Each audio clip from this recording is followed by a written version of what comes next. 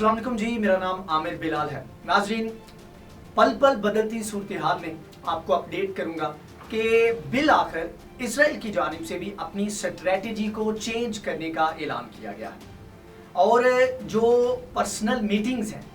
जो official meetings हैं, उनमें जो नए इजरायली वजीर आजम हैं वो क्या कहते नजर आ रहे हैं और असल में हकायक क्या है, असल में मकसद क्या है, इसके पीछे रीजन क्या है, वो सारी चीजें आपके सामने रखूंगा। इजराइल अपनी ईरान को लेकर पॉलिसी क्यों चेंज करना चाह रहा है और अब किस तरीके से ईरान को घेरा जाएगा, ये सारी सूरत हाल आज की वीडियो में आपके सामने मैं एक्सप्लेन करने की कोशिश करूंगा। रॉयटर्स के मुताबिक Iran nuclear activity is concerning says Saudi official, यानी कि एक्चुअल सूरत हाल ये है अभी की कि इसके ऊपर फ्रांस और जर्मनी की जानिब से अक्यूज किया गया था और जो इसके ऊपर यूरेनियम की जो नई प्लेट्स बनाने के ऊपर इसने आगाह किया है ईरान ने IAEA को, तो उसके ऊपर उन्होंने कहा है कि ये कंसर्निंग पॉइंट है, ईरान को इसकी ज़रूरत नहीं है, ये चीज़ें जो है, ये डेवलपमेंट जो है, ये एटम बम बनाने के लिए इस्तेमाल होती है। इसके ऊपर सऊदी अरब का रिएक्शन भी आ गया है और उसने भी अपना कंसर्न शो किया है। अब ये तो एक्चुअल सूरत हाल है। अब बात कर लेते हैं कि इजराइल के अंदर जो नफ्ताली बेनेट हैं वो किस तरीके से एक पूरी कैंपेन चला रहे हैं और अपने इर्द गिर्द के हलकों के अंदर किस तरह से ये कहने की कोशिश कर रहे हैं कि भाई आपके पास जो भी ओपिनियन है वो मुझे दें, मैं अपनी ईरान के ऊपर पॉलिसी जो है उसको चेंज करने की कोशिश पूरी करूंगा। अब करंट जो पॉलिसी है ईरान को लेकर इजराइल की वो ये है कि चाहे कुछ भी हो जाए, हमने ईरान को न्यूक्लियर पावर नहीं बनने देना, उसके लिए चाहे हमें इनके ऊपर अटैक भी करना पड़े। और मॉनिटर के मुताबिक Israel's Bennett rethinks Iran policy, Iran policy को रीथिंक करने की कोशिश कर रहे हैं। उसकी रीजन ये है कि अगस्त में जो नफ्ताली बेनेट है वो जो बाइडेन से एक बड़ी मीटिंग करने जा रहे हैं। ये मीटिंग अगस्त में क्यों रखी गई, इसकी रीजन भी मैं आपको अभी बताता हूँ। और मॉनिटर के मुताबिक I have a firm opinion, ये नफ्ताली बेनेट कह रहे हैं, on the Iranian issue. I am well versed in the subject matter and I also want to hear your opinion specially if it differs from mine. यानी कि हमारी जो policy है उससे हट के अगर कोई ओपिनियन है तो उसको हमारे साथ शेयर करें। ये उन्होंने कहा है उन तमाम तर लोगों से जिनके साथ आजकल उनका उठना बैठना है, अपने जो क्लोज हल्के हैं उनके अंदर। अब इसके ऊपर उन्होंने कहा the heads of Israel security agencies,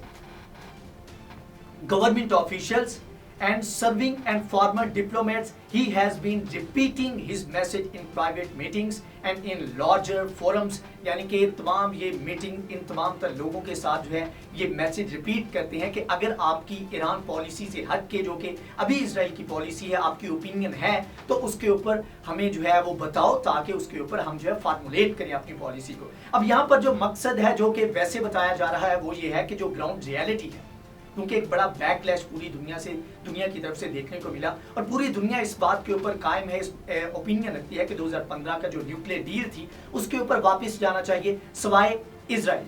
अब इसके ऊपर जो उन्होंने कहा है कि ये सारी चीजें क्यों की जा रही हैं, क्योंकि ये बाइडेन के साथ जो है वो मीटिंग करने जा रहे हैं और बाइडेन के साथ मीटिंग ये इसलिए करने जा रहे हैं, अगस्त में मीटिंग अभी भी हो सकती है।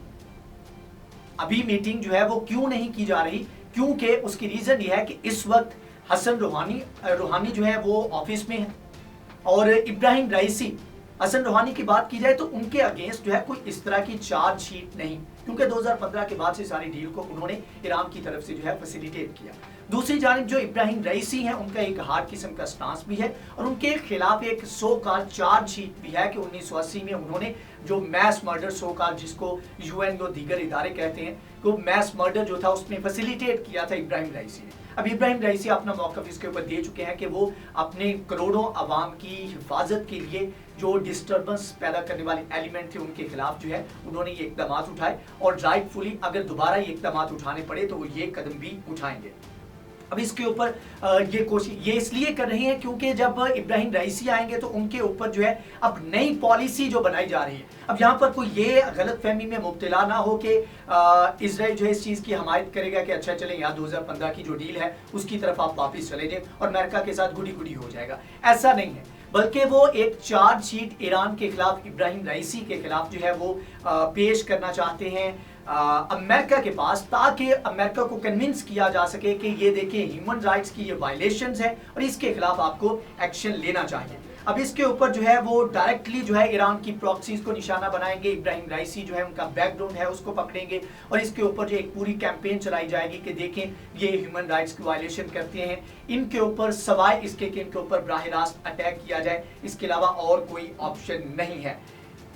अब आगे जाके और मॉनिटर लिखता है, renewed thinking and preparation for every eventually are a must, Israel must choose its best course not in terms of its ideology but in terms of desired result। ये बड़ी इंटरेस्टिंग चीज है कि हमें अपने मकसद को अचीव करने के लिए, मकसद क्या है कि ईरान को किसी भी तौर पर एटम बम बनाने नहीं देना, और आइडियोलॉजी क्या है कि ग्रेटर इजराइल बनेगा जिसमें फलस्तीन को खत्म किया जाएगा, यहाँ पर कब्जा किया जाएगा, साथ में मिस्र के कुछ इलाकों के ऊपर, इराक के ऊपर, साथ में लेबनान, शाम और इसके अलावा सऊदी अरब के कुछ हिस्से, इनके ऊपर कब्जा किया जाएगा। ये है ग्रेटर इजराइल, ये है आइडियोलॉजी। उन्होंने कहा कि आइडियोलॉजी के ऊपर वक्ती तौर पे हम पीछे हट जाते हैं, लेकिन जो फोकस हमारा है वो ये होना चाहिए कि हमें रिजल्ट्स किस तरह मिल सकते हैं। और रिजल्ट्स क्या चाहते हैं? ये रिजल्ट्स ये चाहते हैं कि ईरान को डिस्ट्रॉय किया जाए, ईरान के ऊपर हमला किया जाए ताकि उसको एटॉमिक पावर बनने से रोका जाए। अच्छा जी, यहाँ पर सबसे ज्यादा खतरा ही ये है कि ईरान कहीं यहाँ पर एटॉमिक पावर ना बन जाए, क्योंकि एटॉमिक पावर अगर ईरान बनता है तो एक चैलेंजर के तौर पर सामने आएगा इसराइल के। और पाकिस्तान और ईरान दो एटॉमिक पावर, मुस्लिम एटॉमिक पावर, ठीक है, तो उसके बाद फिर, और यही वो दो ताकतें हैं, यही वो दो ममालिक हैं जो अभी तक इसराइल के कंट्रोल में नहीं है। तो ये एक बहुत बड़ा चैलेंज जो है वो बनने जा रहा है और इसके ऊपर जो है एक ये कैंपेन चलाई जाएगी और दूसरा जो है डिफरेंट मीन्स को इस्तेमाल करके ईरान का जो एटॉमिक प्रोग्राम है उसको सबोताज करने की कोशिश की जाएगी। और उसका एक और बड़ा सबूत, रिसेंटली एटॉमिक फैसिलिटी के ऊपर साइबर अटैक किया गया था, और एक और ईरान इंटरनेशनल के मुताबिक possible cyber attack disturbs Iran rail network, यानी कि ईरान का जो रेल का नेटवर्क है उसको एक साइबर अटैक के जरिए डिस्टर्ब करने की कोशिश की गई है। यानी कि हर फ्रंट से अब कोशिश की जाएगी कि इसराइल जो है किसी तरीके से ईरान को कंट्रोल करे, और साथ में जो बाइडन के साथ जो है वो जो मीटिंग होगी उसमें पूरे कान भरने की कोशिश की जाएंगे। जैसे अमेरिका को पता नहीं है कि उसने करना क्या है, अमेरिका जो कुछ करना चाहता है बड़ा सोच समझ के कर रहा है और अपनी वो पूरी कोशिश कर रहा है कि ईरान को कंट्रोल करे, लेकिन अभी तक ईरान जो है वो कंट्रोल होता नजर नहीं आ रहा। बाहर ये सारी सूरत हाल थी, ये वो प्लानिंग है, ये वो एक एजेंडा है जिसको नफ्ताली बैनर जो है वो लेकर चलेंगे, और